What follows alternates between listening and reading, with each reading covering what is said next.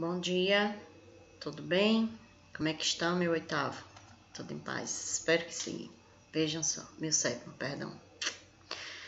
Vamos iniciar o nosso livro 3, certo? E a gente iniciou o livro 3 falando sobre o vírus. Na última aula a gente fez um debate bem rápido a respeito dos vírus, algumas digamos assim, opiniões a respeito se esse vírus ele pode ser considerado um ser vivo ou não. Então vamos conhecer um pouco mais, vamos mais a fundo sobre esse vírus e falar um pouco mais sobre ele. A palavra vírus vem do latim, significa veneno. São seres muito pequenos, algumas dezenas de vezes ainda menores que as bactérias. Então os vírus são totalmente impossível de você conseguir vê-los a olho nu.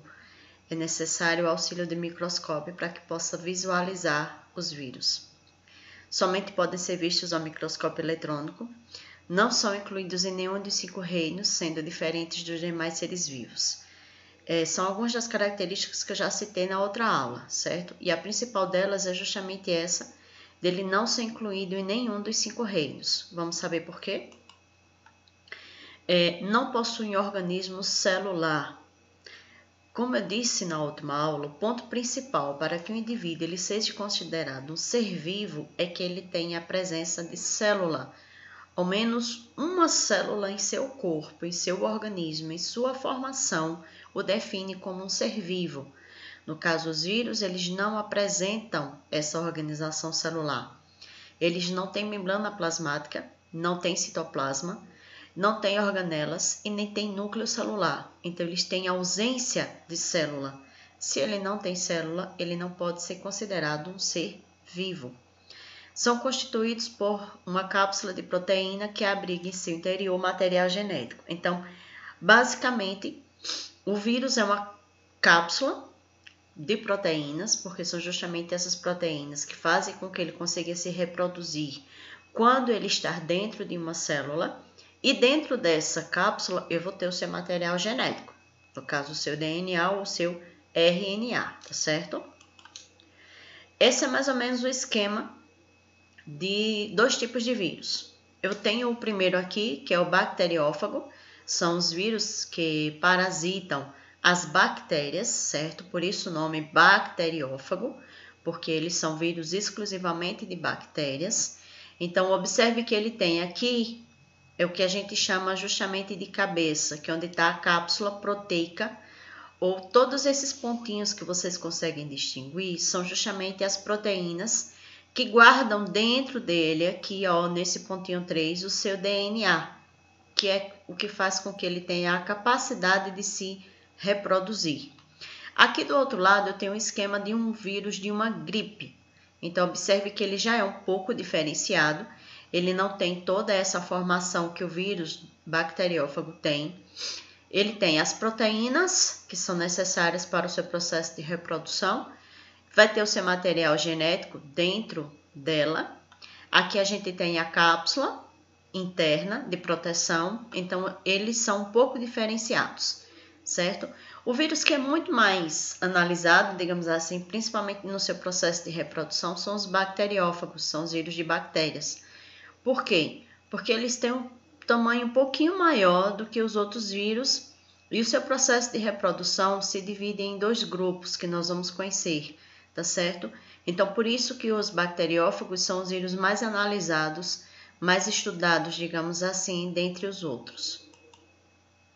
Algumas características de metabolismo.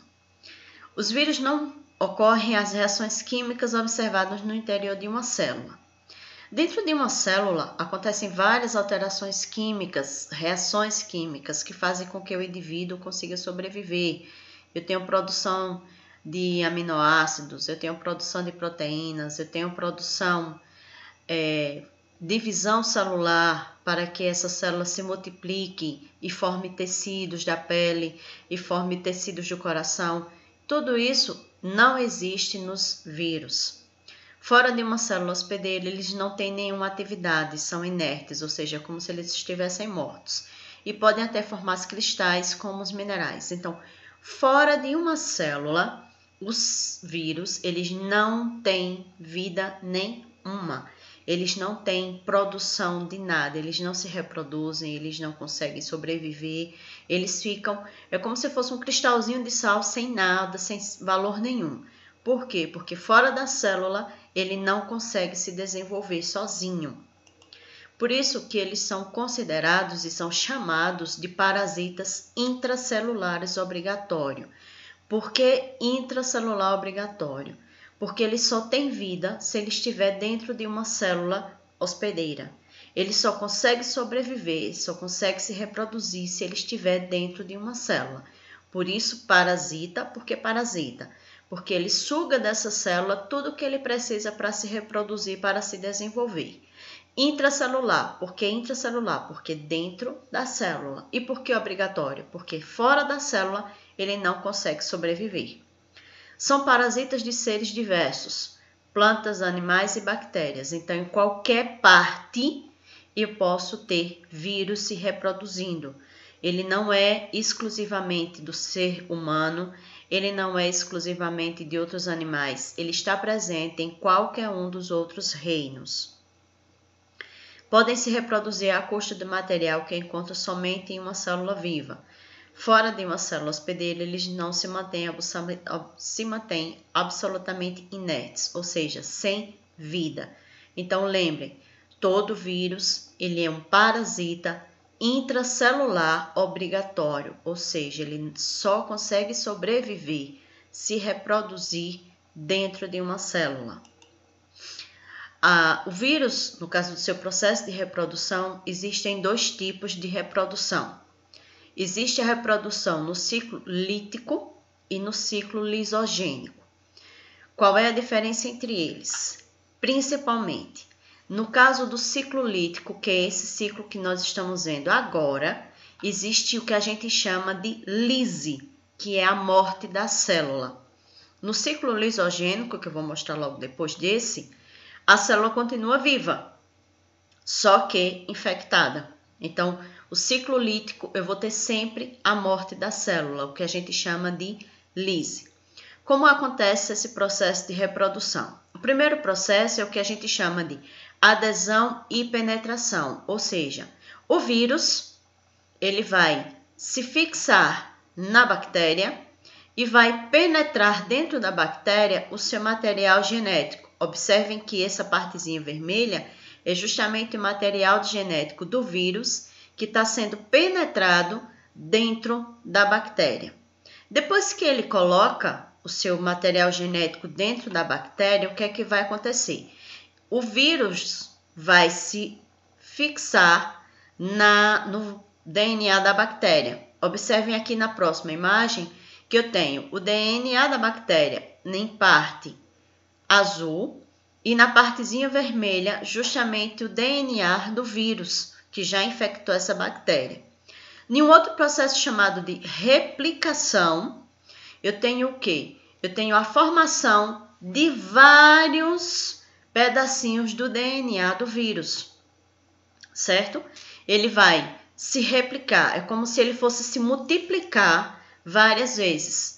Ele infectou apenas um pedacinho de DNA e ele se reproduziu formando vários DNAs desse vírus, certo? Em outro processo, ele começa o seu processo de formação, certo?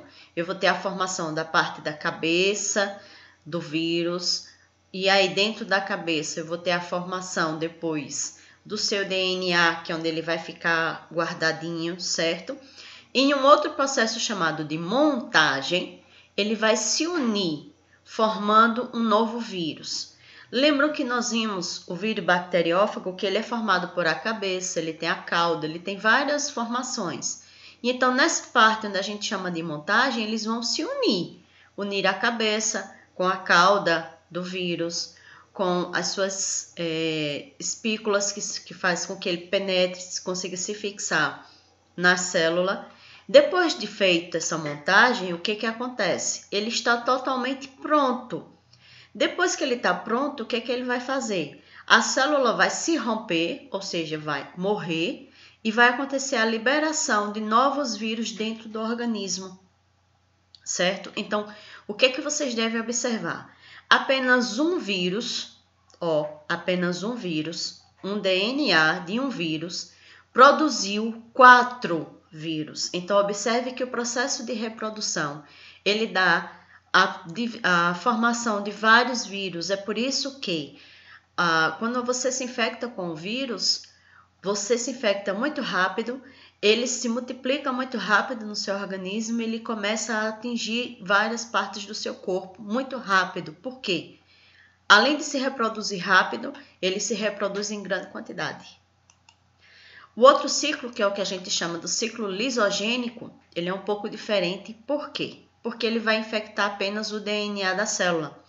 Observe que o processo de formação ele é o mesmo do que a gente citou lá atrás.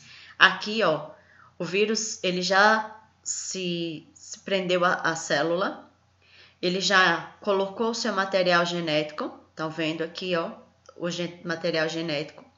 Na outra fase, esse material genético já está aqui na célula. Ele vai se unir ao genoma dessa célula. Depois que ele se une, então eu já tenho uma célula infectada, certo? Aqui a célula ela já foi infectada. Aqui acontece o processo de divisão celular, que é quando uma célula se divide formando novas células. E aí, nesse caso, o que é que vai acontecer? Essas novas células que irão ser produzidas, elas vão ser produzidas com o DNA infectado, certo? Então, essa é a grande diferença entre esses dois ciclos. No ciclo lítico, eu vou ter a lise, que é a morte da célula, porque a célula morre para liberar os novos vírus. No caso do ciclo lisogênico, a célula continua viva, só que ela continua viva com o seu DNA infectado. Então, eu vou ter células infectadas. Toda célula que for produzida, ela vai ser produzida com o DNA infectado. Essa é a grande diferença entre esses dois ciclos. O retrovírus são o que a gente chama de vírus envelopado. E aí, como exemplo, a gente tem o vírus do HIV. Eles possuem 2 fitas de DNA, de RNA idênticas e possuem a enzima transcriptase reversa. O que é exatamente isso? O retrovírus, como ele apresenta essas 2 fitas de RNA, ele tem a capacidade de mutação muito rápida. E aí, por isso que até hoje não existe o remédio para a cura do HIV. Por quê? Porque o vírus do HIV, ele tem essa capacidade de mutação. Essa capacidade de mutação existe justamente por conta dessas 2 fitas de RNA e dessa enzima chamada de transcriptase reversa, que é justamente a enzima que dá a capacidade dele fazer essa transcrição ao inverso e acontecer a mutação. Então, é como se, por exemplo, você encontrasse o remédio para ele hoje, mas aí você encontrou hoje, amanhã ele já houve uma mutação, então ele já mudou a sua posição, ele já mudou o seu DNA. Então, é por isso que os vírus considerados de retrovírus, eles não têm cura. Nenhum vírus tem cura, na verdade. Existem as medicações que fazem com que os vírus eles fiquem inertes no seu organismo. Mas no caso do HIV, ele se modifica muito rápido. Existe o que a gente chama de mutação desse vírus. Vamos conhecer agora algumas formações desses vírus e algumas formas de prevenção e de, digamos assim, cuidados que a gente deve ter, certo? Então, as vacinas, que são as principais formas de prevenção. As doenças provocadas por vírus ou bactérias são evitadas com o uso das vacinas. As vacinas induzem o nosso sistema imunológico a produzir anticorpos específicos contra um determinado micro-organismo. Caso haja uma invasão dessa pessoa vacinada, os anticorpos já existem, impedindo que a doença nele se instale. Então, as vacinas, elas são colocadas, injetadas no nosso corpo, justamente para que a gente produza anticorpos. O que são anticorpos? São, digamos assim, seres pequenos no nosso corpo que vão agir protegendo o nosso organismo. Por exemplo, todo ano existe a campanha de vacinação contra a gripe, não é assim? Então, por que as pessoas tomam a vacina de gripe? Para prevenir a gripe. Se você entrar em contato com o vírus da gripe, o seu corpo já vai ter anticorpos, então você tem uma probabilidade bem pequena de você ter gripe. Por quê? Porque o seu organismo ele já tem a vacina.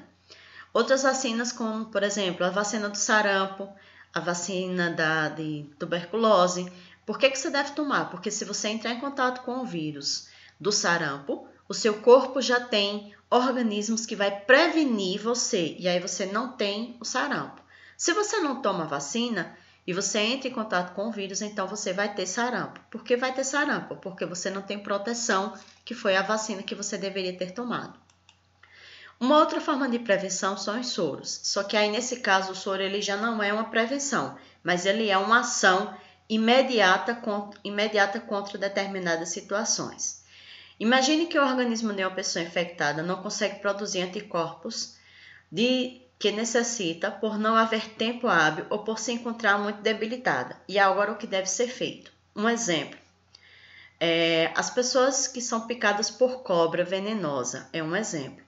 No caso das picadas de cobra, não existe a vacina para você se prevenir contra ela.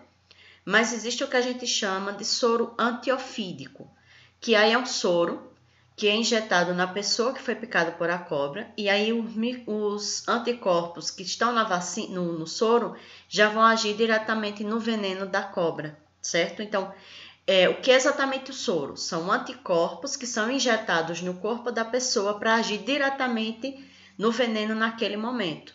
Por quê? Porque se for esperar que o seu corpo produza anticorpos, a pessoa pode morrer antes de que esses corpos sejam produzidos. E aí, no caso, o soro é justamente a injeção de anticorpos já prontos para agir no nosso organismo. Algumas viroses. Viroses são doenças causadas por vírus, por isso este nome, viroses. E aí vocês vão ver que, quando a gente fala de viroses, a gente não está falando daquela gripezinha que a gente é acostumado a ter que dizer assim, não, eu estou com virose. Não são só desses tipos de virose que nós vamos falar agora. Nós vamos conhecer algumas viroses que são bem graves, que são bem sérias e que devem ser tratadas. As viroses não têm cura. Os medicamentos que tomamos quando estamos com gripe, por exemplo, apenas aliviam os sintomas de tal enfermidade. É uma das situações. As pessoas que são acometidas, ou seja, que adoecem por conta do vírus, elas não têm cura, mas a medicação faz com que o vírus ele fique adormecido no seu corpo e você não volte a ter esse problema de novo, certo? Vamos conhecer algumas.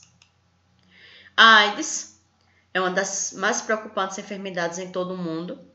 O vírus causador da AIDS é o conhecido como HIV, da expressão inglesa imuno não sei quem, que é um nome inglês, eu não sei falar inglês, tá, meus amores?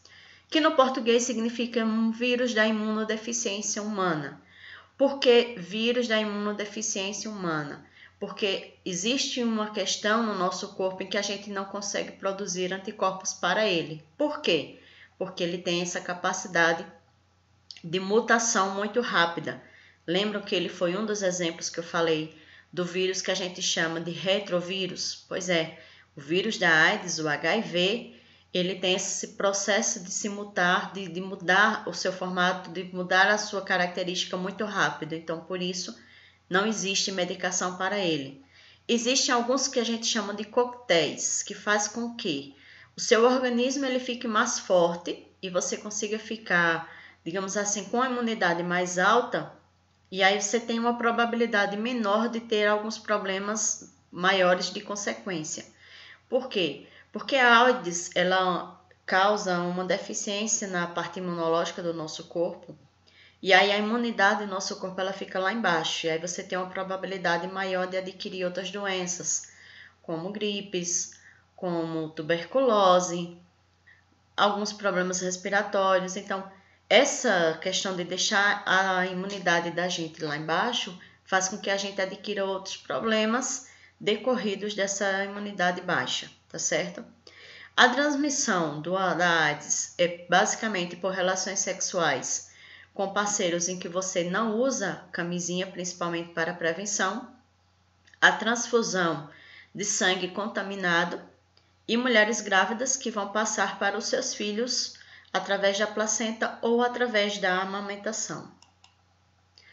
Prevenção: uso de preservativo nas relações sexuais, certificar-se da procedência da qualidade do sangue que você está sendo feita a transfusão, no caso fazer transfusão de sangue em laboratórios confiáveis, que você tenha certeza de que aquele sangue ele não é contaminado. Esterilizar agulhas e seringas, empregados principalmente em injeções, porque se não for esterilizado e você utilizar ou reutilizar uma seringa de uma pessoa contaminada, você pode se contaminar também. A dengue, causada por o vírus transmitido aos humanos pela picada da fêmea do mosquito do Aedes aegypti, certo? Que aí a gente conhece muito, já se falou muito a respeito da dengue. É um tipo de virose. Por que virose? Porque é causada por um vírus, o vírus da dengue, que é transmitido por o nosso querido mosquitinho Aedes aegypti. A catapora, que é o agente etiológico, no caso, é a varicela zoster, que é um tipo de vírus. A forma de transmissão é por vias aéreas, no caso, no processo de respiração, no contato de uma pessoa com outra infectada ou no contato com objetos contaminados com essa pessoa. Então, se a pessoa na sua casa tem alguém com catapora, você não pode ter contato direto com essa pessoa. Você não pode fazer uso do material que essa pessoa fez. Por exemplo, ela tomou água no copo, você utilizar o mesmo copo para tomar essa água. Isso aí você não pode fazer porque você se contamina também por conta do vírus. Principais sintomas são lesões na pele, que causam ardor e coceira. Eles se criam como se fossem pequenas bolhas em todo o corpo da pessoa. E não existe tratamento, apenas a questão do tempo, que vai fazendo com que você vá melhorando no decorrer desse tempo. Mas existe a vacina de prevenção, então é melhor você tomar a vacina e se prevenir do que você esperar ter catapora, né? Sarampo também é um tipo de virose causada por o vírus. A sua transmissão também é por vias respiratórias. Também pode ser contaminado por questões de você ter contato com aquela pessoa que está ou por objetos que essa pessoa utilizou. Os sintomas é principalmente febre alta, tosse seca e aparecimento de manchas vermelhas pelo corpo. Diferente da catapora, são como se fosse, por exemplo, deixa eu ver, quando você leva uma picada de lagarta, que fica somente aquele vermelhão na pele. O sarampo ele cria justamente esse vermelhão, só que ele não cria as bolinhas diferente da catapora, tá certo? E existe também a vacina de prevenção, que é a tríplice viral, que ela é justamente contra o sarampo, a cachumba e a rubéola. Cachumba também é um tipo de virose causado pelo vírus da parótida infecciosa.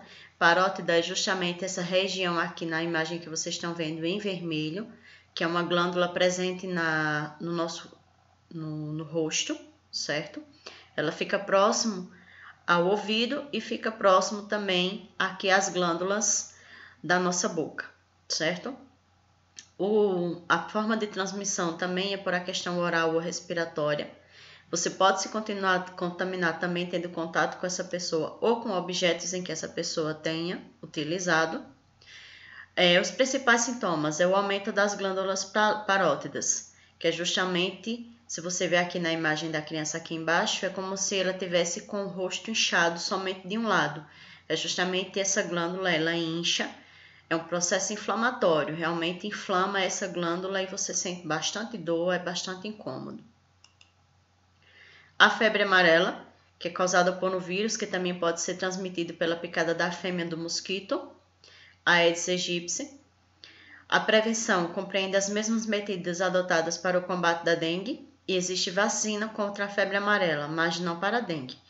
Então, é uma das situações. Eu posso não ter dengue, mas posso ter febre amarela. Então, qual é a forma de você prevenir? Justamente fazendo o uso da vacina contra a febre amarela. Porque, diferente da dengue, a febre amarela ela é um pouco mais perigosa, certo? Então, ela tem a sua forma de contágio é o mesmo, mas ela é bem mais, digamos assim, destruidora, né? Se esse for realmente o termo a ser utilizado, certo? Então, ela é um pouco mais... É melhor você ter mais medo dela do que da dengue, digamos assim, porque ela agride mais o seu organismo. A gripe, que a gente já conhece, transmitida por gotas de saliva ou secreção respiratória, eliminadas no meio por meio da tosse, espirro, fala ou ar expirado. E aí, por isso que hoje nós, seres humanos, precisamos muito fazer uso da máscara quando a gente sai de casa, no contato com outras pessoas, porque o que mais está causando medo hoje na população é o Covid-19 que está aí batendo as nossas portas, tá certo? E aí ele vem justamente como uma pequena gripe e a sua forma de contaminação é justamente as mesmas formas do vírus da gripe. Ele está no ar, ele pode ser passado por uma tosse, por um espirro, e aí vamos ter cuidado, porque diferente da gripe, o Covid-19 ele não é tão simples, ele não se cura tão rápido quanto a nossa querida gripe, tá? Poliomielite, que é o que a gente chama de paralisia infantil, causada por vírus transmitidos por gotículas de saliva e secreção respiratórias, eliminadas no ar ou por alimentos e objetos contaminados. No caso de prevenção da poliomielite, só acontece com a vacinação que a criança tem que tomar assim que nasce, certo? A vacina de poliomielite ela é uma das principais vacinas, porque a paralisia infantil é justamente a paralisia dos membros inferiores. Algumas pessoas têm uma perna menor do que a outra, têm dificuldade de andar. Por quê? Porque teve paralisia infantil quando criança. Por que paralisia infantil? Porque a paralisação dos membros inferiores enquanto criança. Por isso, paralisia infantil.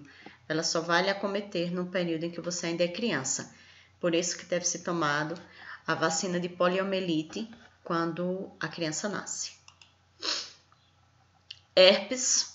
A herpes bucal, que é como se fossem pequenas feridas, vocês podem visualizar aqui na boca desses dois seres, tanto pode acontecer no masculino quanto no feminino. Esse é o herpes simples tipo 1. Existe o herpes simples, o herpes tipo 2, que é o herpes que acontece nos órgãos genitais de algumas pessoas, certo? Então, do mesmo jeito que você está vendo aqui na boca dessas pessoas, pode acontecer na parte genital, tanto feminina quanto masculina.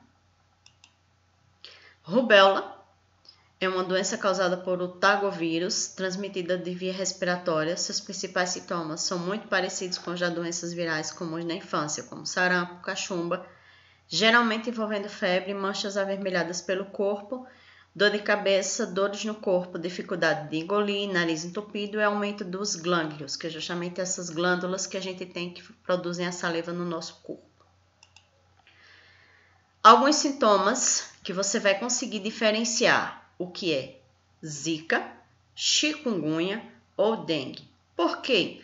Porque as três viroses em que estão sendo citadas são causadas por o mesmo mosquito, a Aedes aegypti, só que com sintomas parecidos e, dependendo do tipo, pode ser mais grave ou mais fraco. No caso da febre, na zika, ela é baixa e pode estar presente. Ou seja, você vai ter febre, só que ela mais branda, não vai ser aquela febre alta. No caso da chikungunya, você vai ter febre sempre e muito alta. E ela não começa daqui 2, 3 dias, não. Ela já começa de imediato. No caso da dengue, ela vai estar sempre presente, a febre vai ser sempre alta e vai ser de início imediato. Dores nas articulações, manchas vermelhas na pele, coceira e vermelhidão nos olhos. Esses são os principais sintomas e aqui você vai ter a intensidade como ele pode aparecer dependendo do problema que você esteja. É bom você conhecer, por quê? Porque você pode distinguir se você foi picado por algum mosquito, qual é o tipo de problema que você pode estar sendo acometido. Se você está com a zika, com chikungunya ou com dengue. Então, conhecer os sintomas e a intensidade como ele pode aparecer no seu organismo é de extrema importância para que você possa até ajudar, digamos assim, um médico no momento em que você for fazer uma consulta. A gripe H1N1 ou influenza A é provocada pelo vírus H1N1 da influenza do tipo A. É o resultado da combinação de segmentos genéticos do vírus do humano da gripe, do vírus da gripe aviária e do vírus da gripe suína, que infectam porcos simultaneamente. Então, a gripe H1N1 ela é a junção de 3 vírus: a gripe humana, a gripe aviária e a gripe suína. Essa é o principal período, situação a respeito da gripe H1N1, certo? Ela é a união de 3 vírus. O vírus da gripe humana, a gripe aviária, no caso de aves, e a gripe suína, que pertence aos porcos, certo? Então, cuidado. Valeu, obrigado por hoje, um abraço, espero que vocês tenham entendido, está bem? Vou estar online para que a gente possa tirar possíveis dúvidas que possam ter surgido, tá bom? Espero que tenham gostado da aula de hoje. E aí, estaremos aí para tirar as nossas dúvidas.